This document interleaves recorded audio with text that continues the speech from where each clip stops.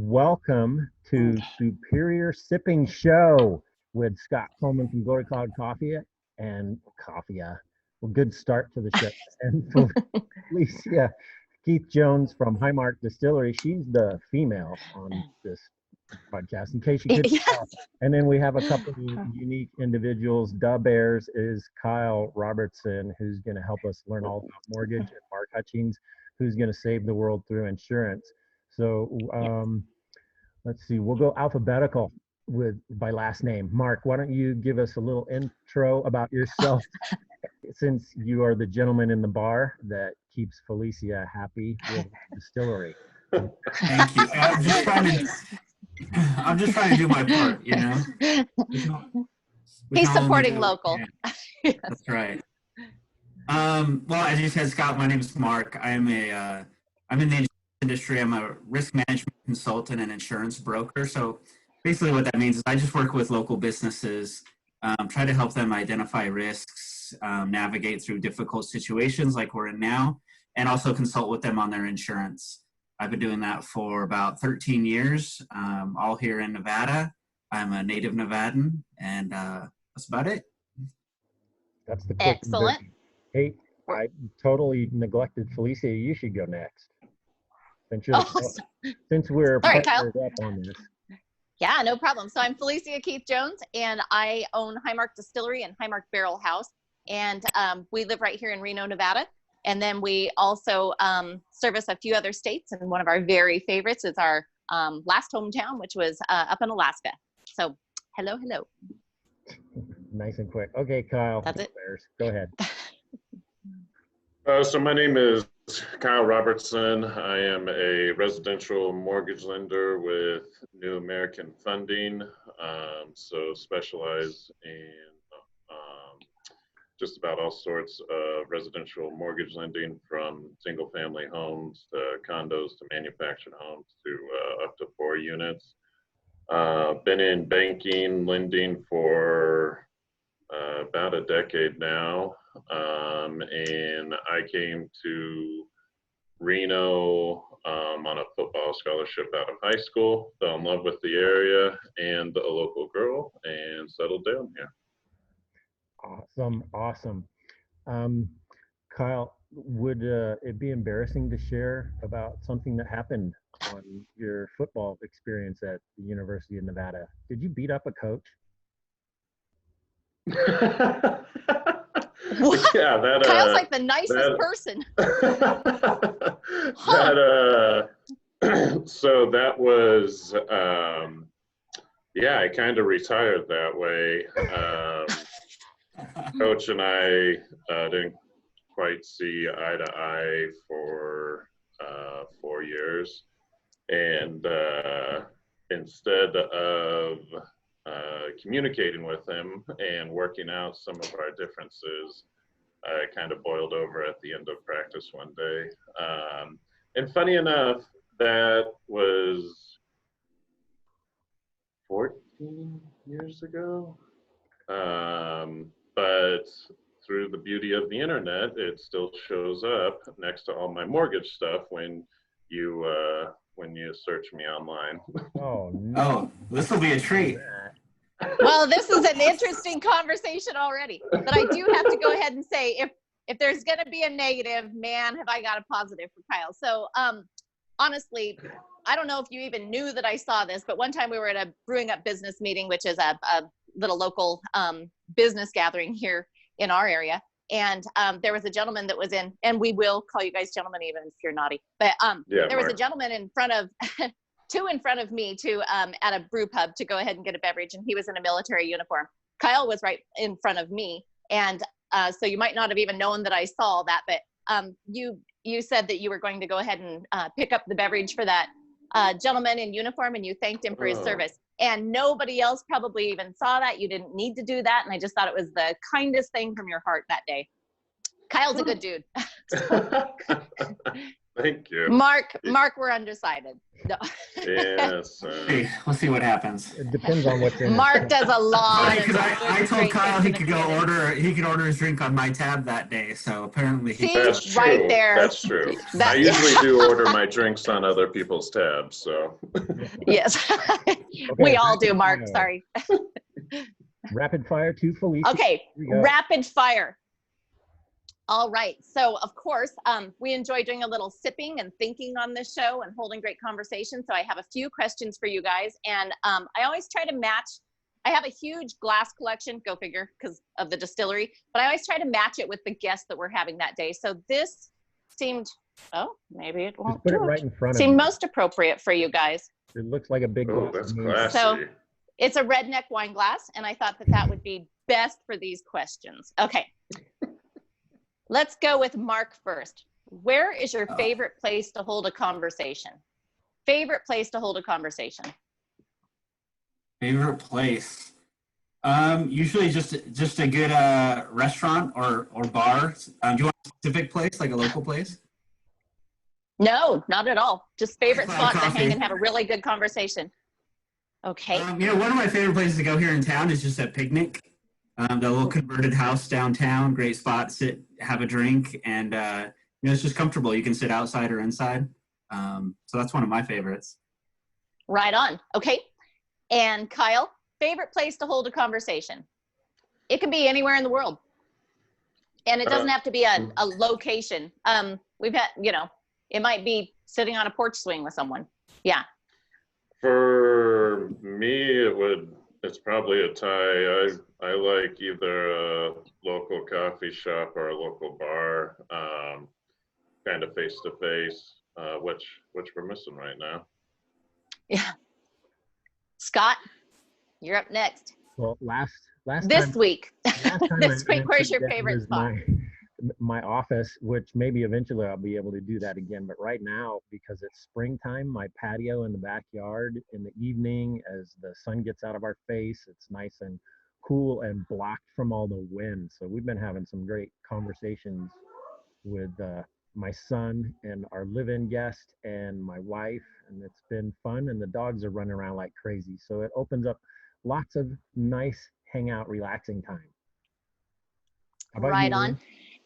This week I'm changing mine because I have a lot of favorite places, I guess. But right now, if I was anywhere holding a great conversation with someone, I think I would prefer that it was down by the lake. Any lake would do as long as it's nice and sunny, but down by the lake, and it's got to be a tree that fell, and I want to just sit on that tree, and I'll pretend I'm fishing, but I don't really care if I catch anything. But great conversations happen when you're hanging out on a tree with someone. So that would be my spot. All right, Mark, back to you. Who are you with during this great conversation? Anyone from history, anyone from the past, anyone right now? The future might be weird, but Anyone from the past. anyone, or anyone living right now. Geez, that's a really good question. Last week I Mark, went did George you- Washington, so you can go with anyone. Mark, And Eleanor did you not Roosevelt. read your prep questions? Did you not prepare? Rapid No, for these them? are fires weren't fast in and there. fire. These are secret. I don't think that was These in the are- prep question.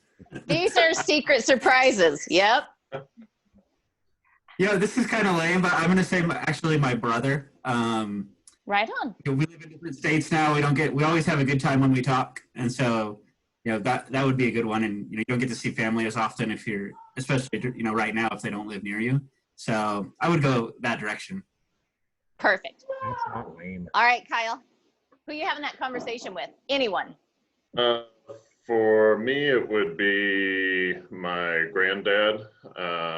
He passed on about 5 years ago, but he was kind of the patriarch of the family. We always got together at his house.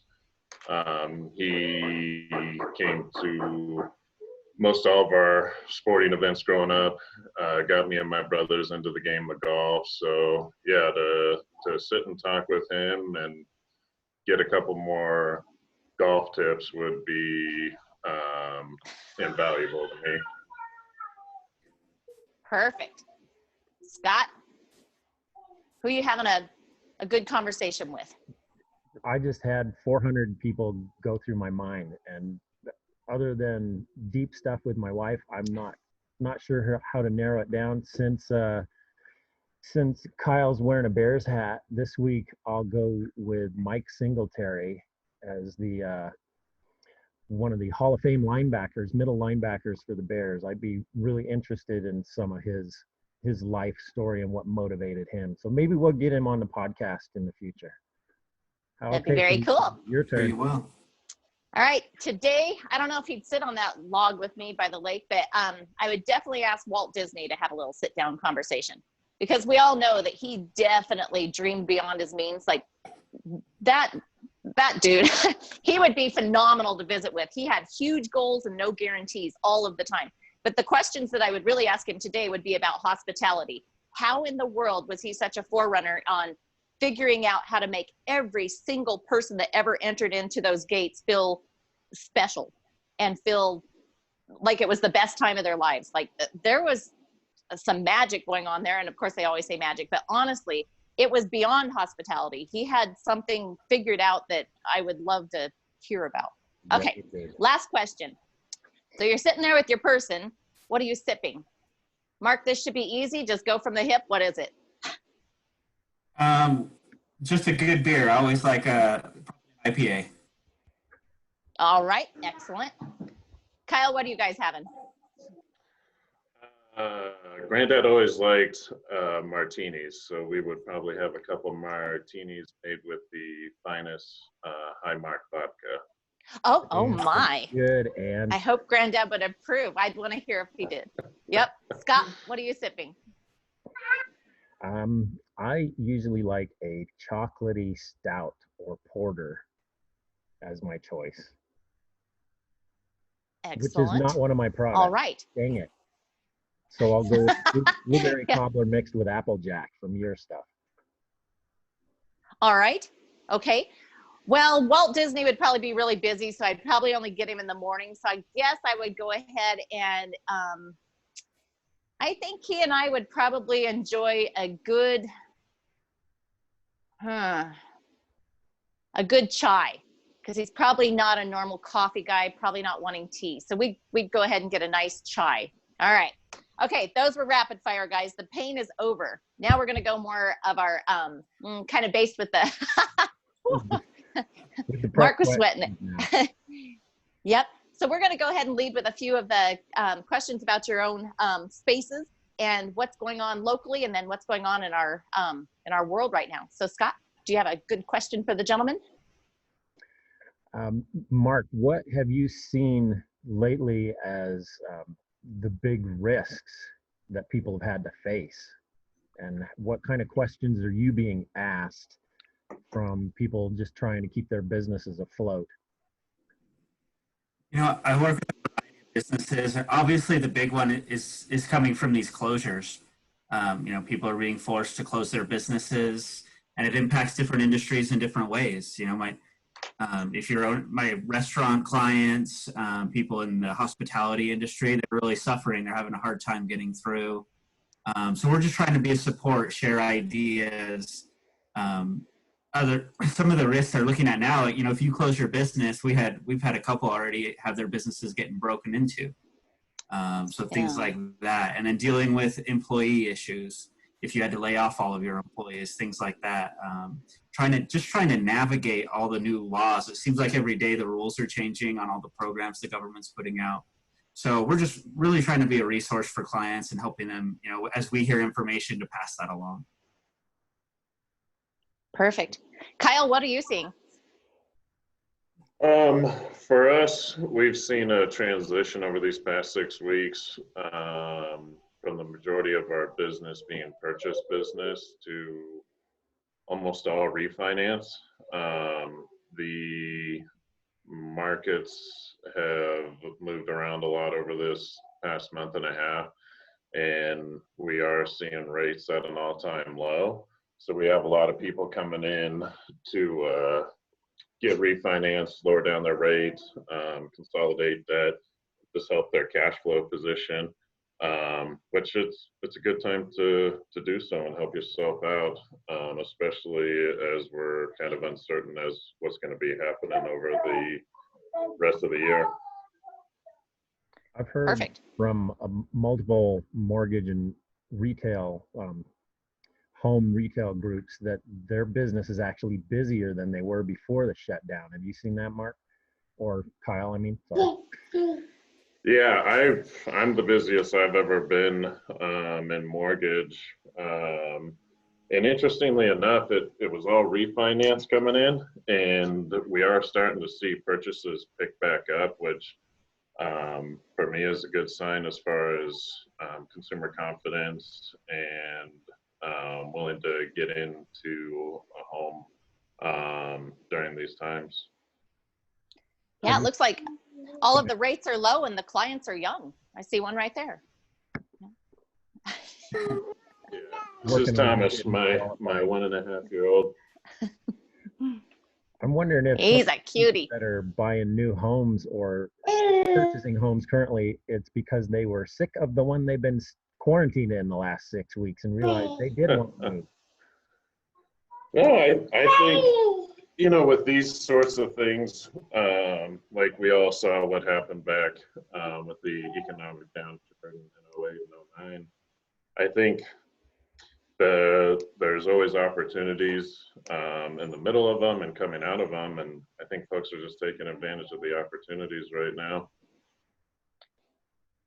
Mark, are you seeing growth in your area, or are you pretty much seeing a lot of COVID-19 kind of devastation going on? You know, we're seeing both. You know, Kyle just mentioned looking for opportunities. And I have my clients who are, you know, are in an industry that's not as impacted, or maybe just their own business was a little more, you know, financially prepared. They're looking at opportunities. I have a client who owns a bar, and he called me last week to say that he just bought a pizza restaurant. He said he bought it. It was he said basically he paid nothing for it, but he was in a position where he could take the, you know, someone else was in a place Bad position. to get out, and he was in a position where he could get in. So as with any economic, you know, economic problems, there's going to be opportunities too to look out for, and I think that's a good way to kind of take a positive spin on it, is say, hey, what opportunities are out there for me, even if you're in a difficult position. Very true.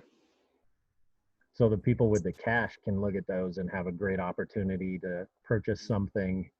I'm wondering, have you guys heard, or because both of you are very well connected in the area, are you hearing how some of the people who are struggling are finding new opportunities, also the people who don't have the cash?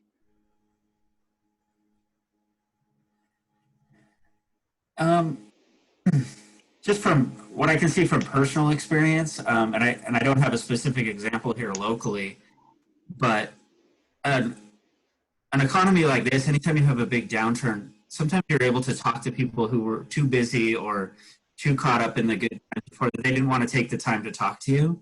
But other people who maybe you were trying to do business with or get in with, you know, they're reevaluating everything they're doing too. So especially for someone like me who provides services to businesses, this is an opportunity when they may be more willing to listen or more willing to talk to you, because they're trying to reevaluate everything and get themselves in a better position.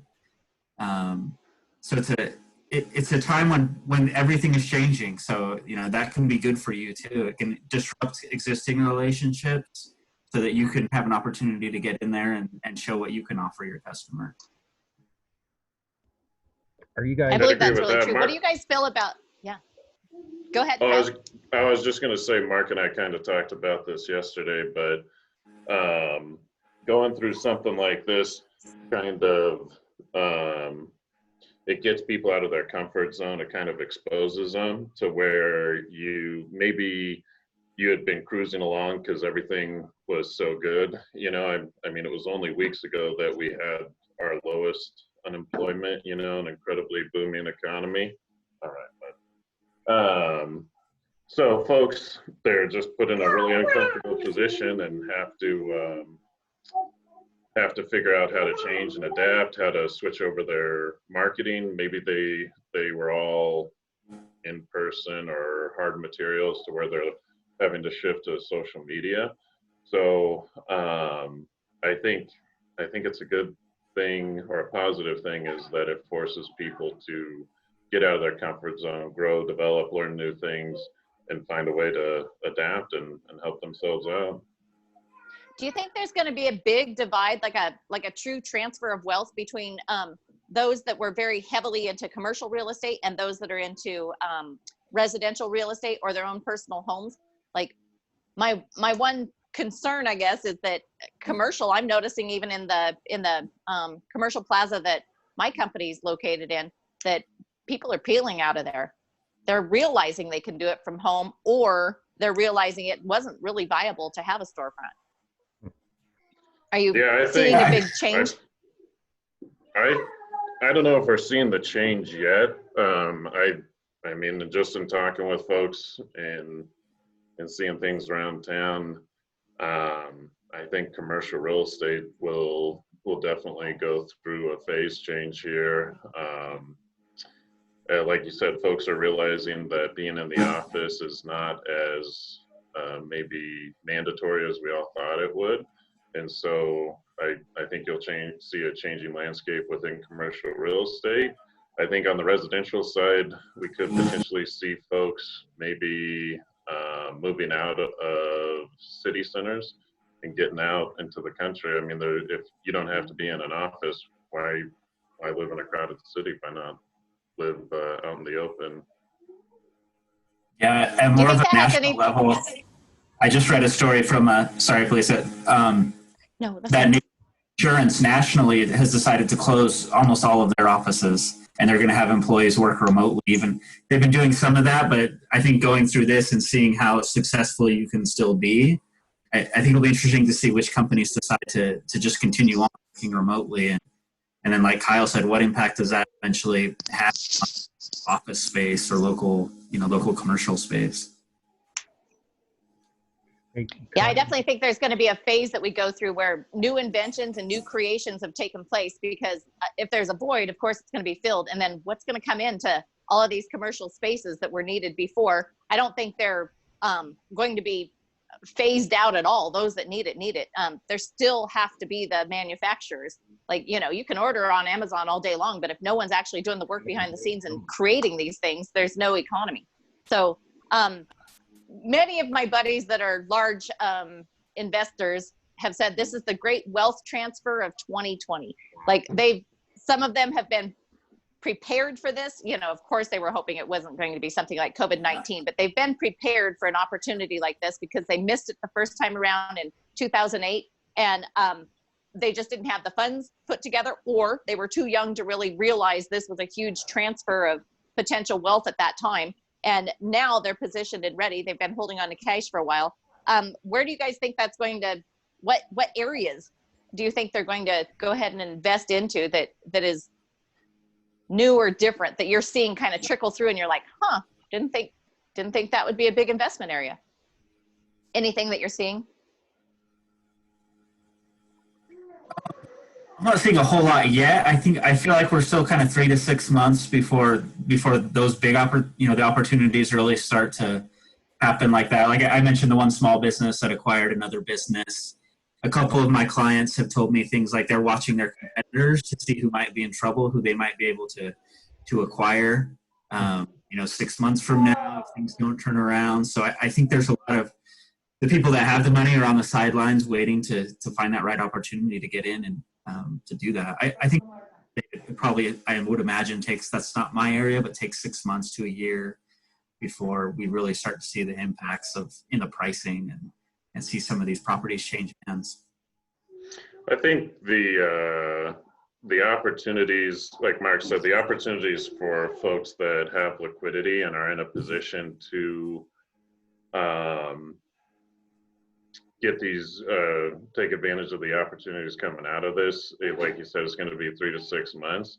I think right now, as far as folks that maybe don't have liquidity, you are going to take advantage of the opportunity as far as career changes. I think some folks realize maybe they thought they had gotten into a career that was recession proof or would just be a solid career no matter what was going on. And going back to this sort of event or period we're living through exposing folks, they realize, oh wait, that wasn't as solid as I thought it was.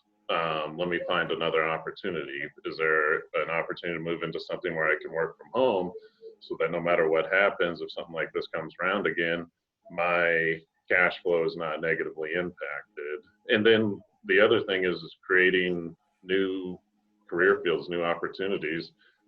I got to imagine we're going to see a lot of work from home consultants come out of this.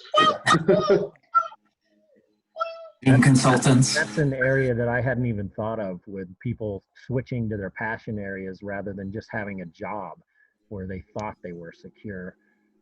For Felicia and Kyle, you both have kids at home.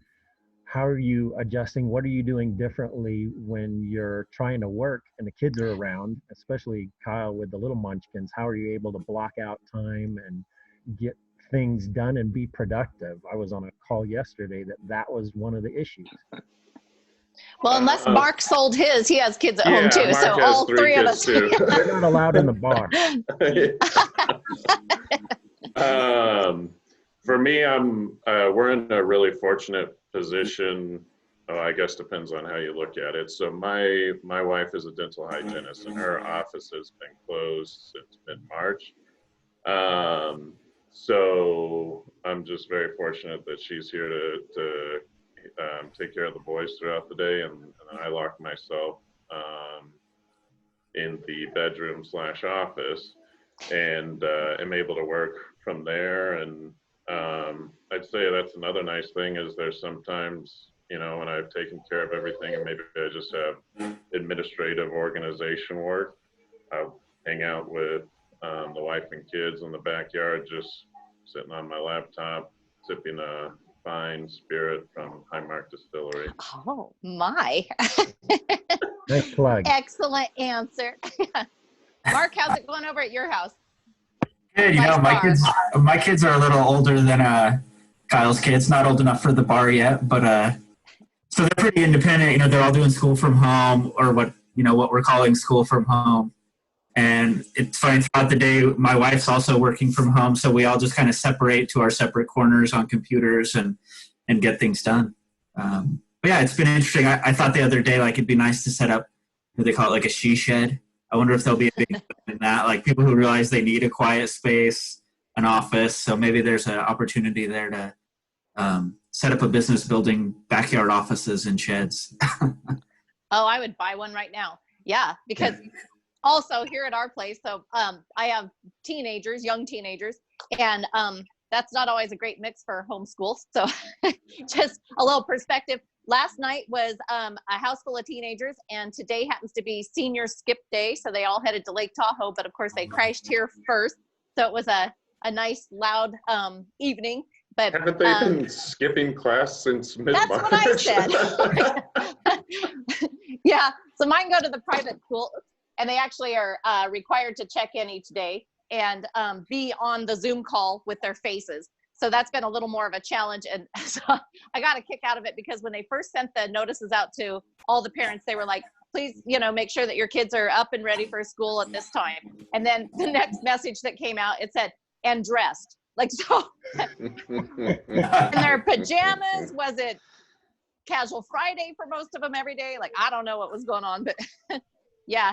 And then homeschool has been a little challenge, because I have to be down at the distillery as soon as possible every single day. So definitely have an office here at the house that I'm doing all of the phone calls and trying to orchestrate product coming in and out for raw product, and then head down to the distillery and get things going. But let's see, 2 days ago now, I guess apparently we were having PE for our homeschool, and because a lacrosse game broke out in the living room upstairs, and we're now on the waiting list for a new window. So we had a lacrosse ball that went through an upstairs picture window, and good to know. Home Depot can put you on their list. So that's what we got to do this weekend, is put in a new window. So any of you that are neighbors, look away. We have an issue going on at our place. Yeah. So school at home isn't always such a great idea. Those that dialed it in and decided to homeschool from the very beginning of time, I know that they have probably a beautiful, seamless transition going on here. Perfect. Well, never perfect, but I know that they knew how to do it right. And we that are stumbling through it, wow, it's been interesting. So anyway, go ahead, Scott. You follow up on that. How has your productivity increased or changed? Do you find you're able to slam a lot more work into a smaller amount of time because you're forced to? I think it's just been nonstop. If they declared you as essential, I think all jobs are essential. They absolutely are, because all incomes are essential.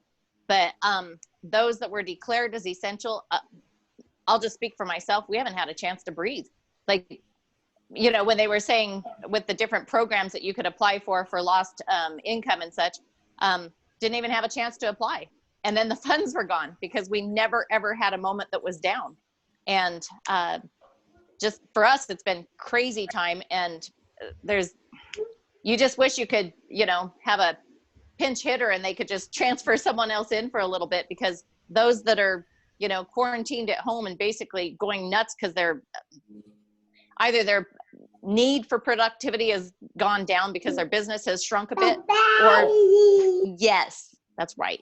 Or they are just not sure what focus to take. Sometimes I wish we could just borrow some of those great minds in and have them help us out a bit. But yeah, that's just me. For those who haven't heard of us before or haven't heard your story, Felicia, you pivoted massively with the hand sanitizer and cleaning products that has changed your business model for the interim and maybe for the future too. So you learned, I got to transition, and hey, this is super needed, so I'll modify stuff here. Kyle, Mark, anything else on the productivity line? For me, I've found that not necessarily packing more work into a shorter amount of time, but having more time to get more work done. Before we got into this pandemic, you know, I was getting up at 5:30 to get myself ready, and then I'd get my boys ready and get them to school, and then get into the office. Where now I get up, get some Glory Cloud coffee, and get to work. And so I'm able to get, you know, a lot more work done in the early morning hours, and then take a Glory Cloud coffee break, hang out with the family for a little bit, and then head up to the office. So I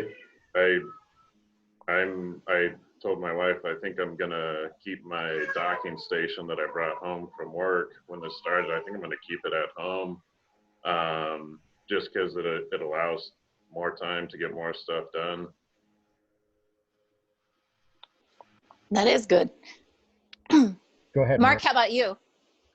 You know, my productivity, it's been good from home. It's a little bit of a transition. There's some more distractions in some ways, but things have been so busy that it just hasn't allowed for a drop in productivity. We've really been working, you know, with our existing clients a lot more so than they normally need help. Just a lot of phone calls. You know, everybody wants to talk things through and see what they can do. One thing we're starting to look at now that people have adjusted and they're settling down a little bit on that front is, you know, how do you look for new business in this environment? You know, it used to be you go to networking events and you do the face-to-face, or you ask a business owner if they want to get a coffee, or, you know, something like that. So in this environment we're in, how can you, that's the new productivity we're trying to increase, because we've definitely seen a drop off in the new opportunities for us. So how can we still reach out and have meaningful meetings and reach new customers? So. And how are you doing it? Our next goal. Basically, we've had to do it through existing clients, and just in those conversations we're having anyway. Yeah, ask those questions. Who else do you know? Who are you doing business with? Or more specifically, you know, hey, I know you the business right next door to you, how are they doing? You know, do you know that person? And then you just have to kind of do it by phone and by email right now, instead of being able to just stop in and meet them. So getting used to that again, kind of almost like a cold call type of feel, which is, you know, not something everyone does very often. Yeah, that's interesting. I was going to ask that same question because I met every one of you at a face-to-face networking event and was wondering how the rest of you were continuing to meet new people and increase your referrals. Any other thoughts? Social media has been huge. Honestly, I can't say enough for the unusual connections that we've now made all over the place. From just a little video that was put out that we had nothing to do with, really. Mr. Jeff Hoffman decided to go ahead and visit about our distillery when he was on Fox News. That kind of opened up all kinds of unusual connections that people were calling from all over the US. And now we've gone a tad bit worldwide. So helped, you know, my latest project was helping Ghana figure out how to do hand sanitizer, because they didn't have a recipe and they definitely needed the sanitizers. And, you know, the first line of defense for COVID is, of course, wash your hands with soap and water. And then you have to spin it back a bit and be like, all right, let's get in their world, because not all of them have running water. And so that's an eye opener for you. You know, you haven't thought about that in a bit. You haven't been, you know, volunteering or working in third world countries for a bit. And so that was a whole other challenge, because, you know, I'm more than willing to go ahead and teach the recipes and step-by-step how to do it. But what are we working with? What, you know, what resources do they have to bring in? Like, you know, that's all mumble jumble. The truth is you have to have an interpreter, you know, to make sure that you don't make any mistakes. You also have to know what you're talking about when you're giving them some help, because I made a huge mistake.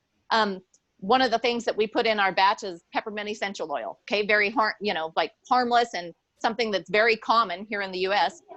Peppermint smells good, and yeah, it's not available there. And then they ask about another oil, and I can't remember the name. I would have to have the interpreter here to tell me again, but it was an oil that's very prevalent in their area. They wanted to know, could they put that in for the scent? Scent, yes, but should it be on the skin? No, it's poisonous. I didn't know. So yeah, so glad that I didn't say, oh yeah, just throw some of that in the batch. Like, luckily we looked it up and said, oh, actually, that'll make you blister, so let's not do that. But you know, there's a lot that goes into every one of the industries to make sure that you're getting out the right knowledge and help. Like, you don't want to overstep your bounds, and what you've tried to do wasn't helpful at all. It actually harmed. So I feel a sense of responsibility, and I know that everyone on this screen, you know, we've all got nice businesses going, and how else are you guys getting the word out there? Because I went in a different direction, but if you're putting the word out, make sure it's knowledge that's useful and not harmful, I guess would be what I'm trying to do. Felicia, that video from Fox News that has blown you up, that is really intriguing to me, because that was about a 4-minute segment and you got about 2 sentences about your business, and yet that's massively impacted you. With people that either knew of us and you know, like, oftentimes they had met our company through cruise ships, to be honest. And so then it reminded them, oh yeah, let's go ahead and call them. Or it was people that were just truly desperate for, I don't know where else to turn. Can you guys do pallets and pallets of this? Not right this second. We'll address that in a minute. Like, let's see if we can. And then, you know, the municipality of San Francisco is one that's coming up. So that'll be an interesting order. But all of that was through social media or video.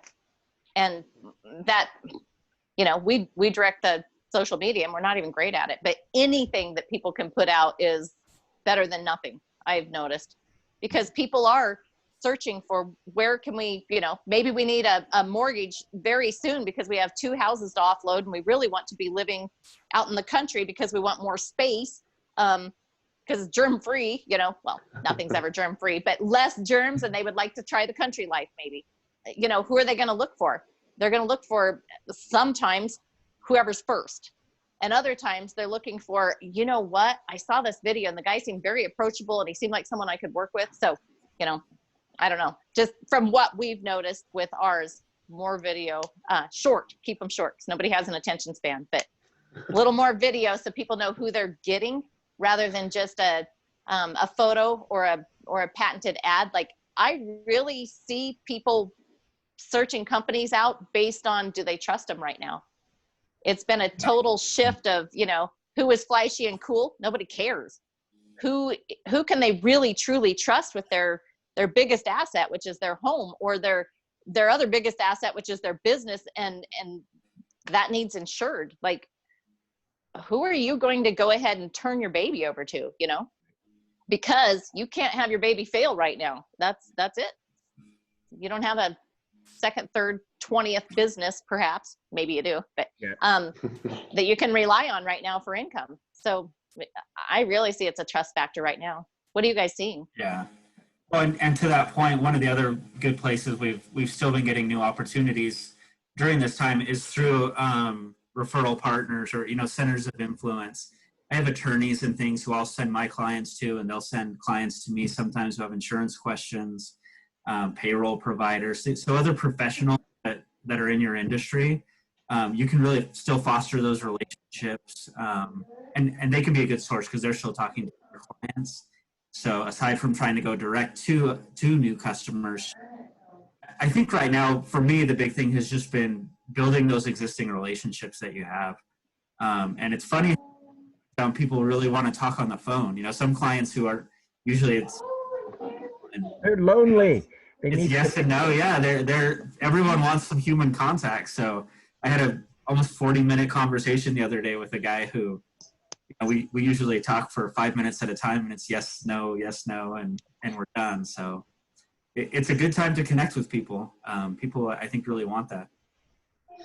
Yeah, I'd say the same thing is reaching out to referral partners, your network, your friends and family. There's still money moving around out there. There's still opportunities. It's just a different route to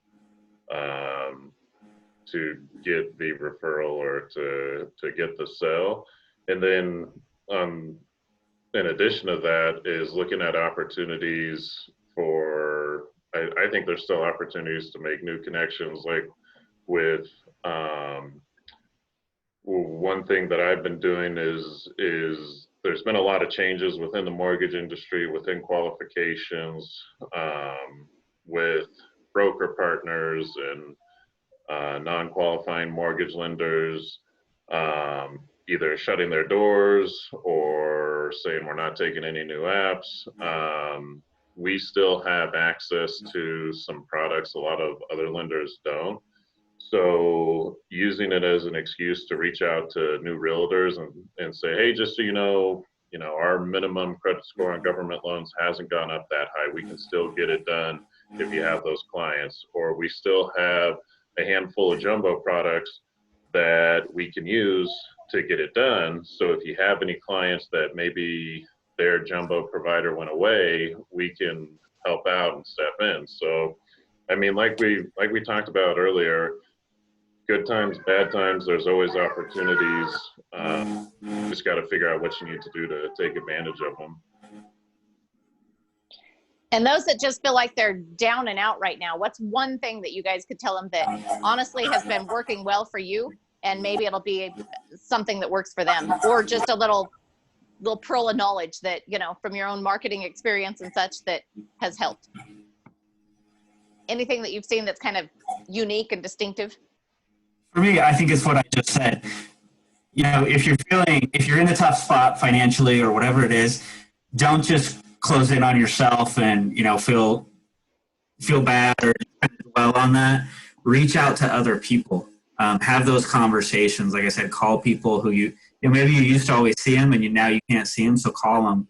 I think it's easier to stay optimistic when you're out there talking to other people who are also working and trying, you know, it's easy to get into a negative group, but talk to other people who are positive and trying to find the opportunities, because the reality is, you know, maybe you own a business and maybe your business isn't going to make it through this, but that doesn't mean you're not going to make it through it as a professional, or as, you know, there's going to be, even if your opportunity is close this business and start another business or go work for another company, like you really want to have your eyes open right now so that you can really understand where the opportunity is, I think. Good point. What about you, Kyle? Mine's not unique or special or anything. I would just say work harder.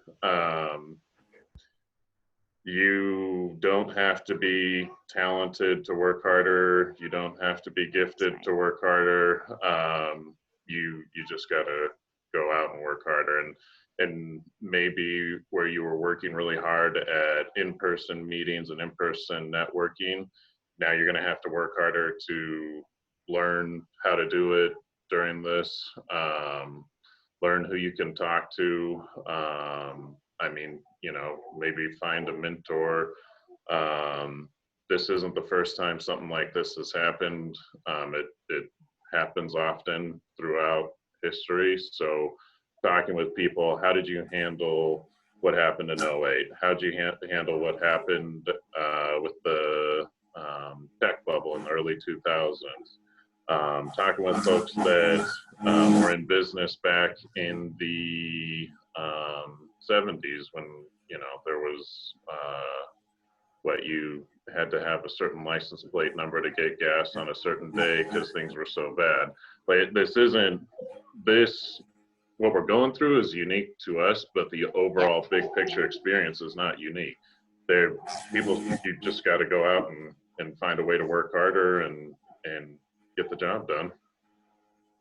One of the most unique things that I heard from a lady the other day was she's a female auctioneer, and she said, ask like an auctioneer. Every time you're doing a negotiation in business, ask like an auctioneer. And I was like, what does that really mean? Talk fast.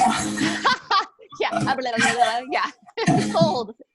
But that's what I thought it meant. So what she said was basically go for the biggest crazy audacious ask you can ask for, and ask until you get the no, and then click it down one, because obviously people have a point where they're they were going to say yes to a sale.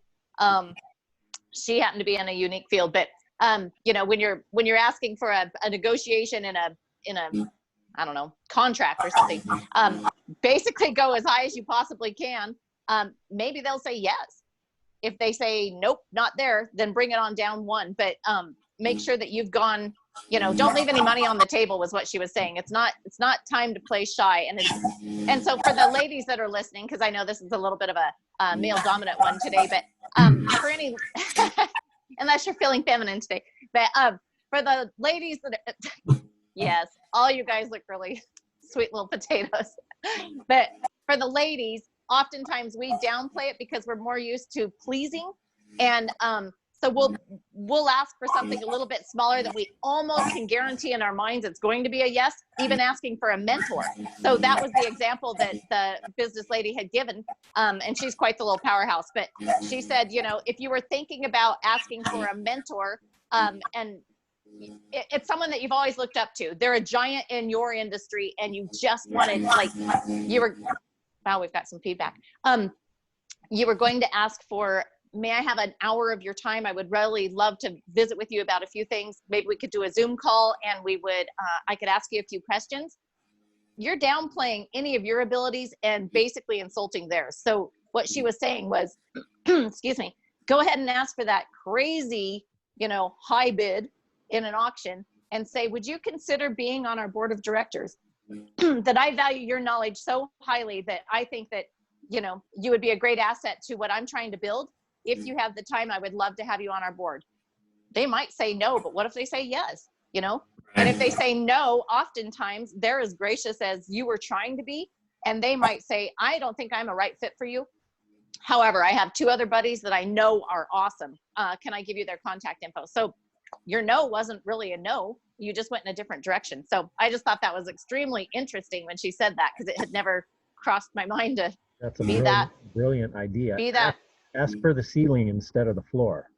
right. Yeah, exactly. Okay, Scott, what are you busy doing over there that has been a little interesting and is helping with marketing? I know you've got some good projects going on. this has been super interesting the last few weeks. And as of yesterday, for the first time, we finally went live with our subscription options to purchase Good. online so that people could do a one time or every 2 weeks or every 30 days. We finally got the software working integrated yesterday.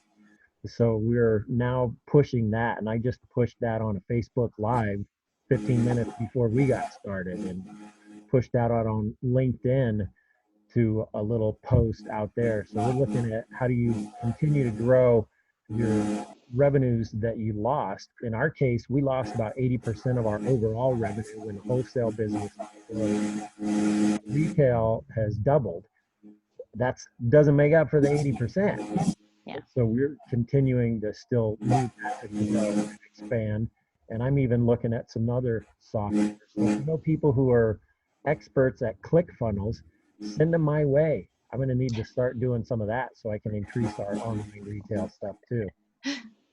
Hey, we are about out of time. Any last brilliant thoughts or insights from Kyle and Mark, and any great stories of how you've seen people come together and build the community and take care of one another? Just anything in that area, go for it. And has your family gotten closer or a little bit more spread apart with the COVID? I've kind of taken a poll because I think it's interesting to hear how all of this has changed our lives. Oh boy, the family one, that's day to day. No, I think we're definitely gotten, closer to the immediate family. I mean, we're home all day. It gives you more opportunity to talk, just to interact.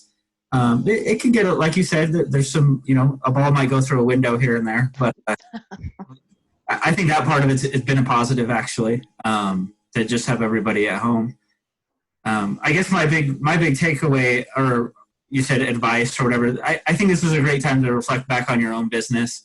And beyond your own business, just really yourself personally and what you want. Like I said, maybe you're in a business that this is a great time to exit and to start something else you wanted to do. Really just reevaluate where your passions are. And if there's a new opportunity, then coming out of a down economy, it can be a great time to start a business. So Obviously, Yeah. she sheds. Yeah, Yeah. we've got this. She shed consultant. There's Mark's new career. It doesn't look like his background though. All of them are the same. Yeah. For me, I would, on the family side, we've definitely gotten a lot closer. So our boys are 1 and 3, and so my wife and I were talking about how we're getting to see the changes as they happen, as opposed to noticing them after the fact, or having the daycare teacher say, "Oh, they started doing this or that." So no, that's definitely a positive thing. Is I don't get to see my boys when I refill coffee, when I'm at the office. I don't get to eat lunch with them when I'm at the office. So that's one of the awesome things. For me, as far as like a last item, I would just say be on the lookout for the opportunities. We in '08, the economy was down, things were pretty bad, but there were so many opportunities during and coming out of. Like Mark said, it may be a heck of a time, or probably a really good time to look at starting a new business. But no matter how bad things get, there's opportunities. There's ways to help yourself out, help your business out. So just keep your eyes peeled and be ready to meet that opportunity when it comes your way. And I just have to say a formal thank you to all three of you guys. Honestly, if anyone's listening and you do need mortgage, good coffee, or insurance, like these 3 men are truly men of integrity here. And I can vouch for that 100% because I've seen great things out of all 3 of you. So thanks for having this good conversation. And honestly, I hope you all have a fantastic rest of your week, and keep those stories coming. Let us know what's going on in the community. And there's a lot of good going on here. Yeah, a lot of good. I mean, I know that times are a little tough, but this is a strong community. We've got this. All right. Well, I hope you all have a fantastic day, and we'll visit with you soon. Bye, guys.